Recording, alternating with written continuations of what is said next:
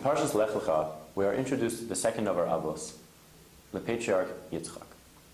Now we know that in the Torah, somebody's name represents their essence. It teaches us about who they were and what they come to tell us, what message they have for the future. Now, going with that idea, the name Yitzchak seems very strange. Yitzchak means he laughed. What is the message the Torah is teaching us with this name of laughter?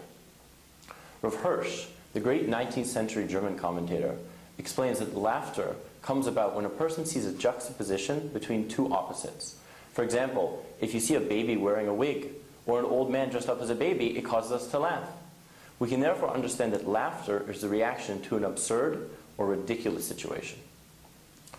Coming back to Yitzchak Avinu, the name Yitzchak appears in the Torah when Hashem comes to Avram and tells him that he's going to have a son. Avram, realizing that he's 100 years old and Sarah is 90 years old, naturally laughs. Now, we would understand that that's a perfectly good reaction.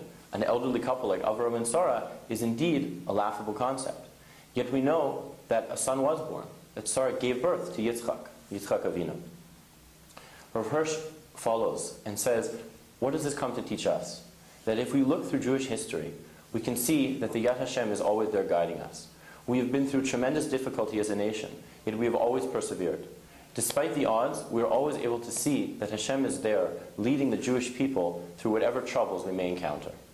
If we can now take this and look at our own lives and see in the past, how has Hashem taken us through different difficult situations? How has He helped us make it through?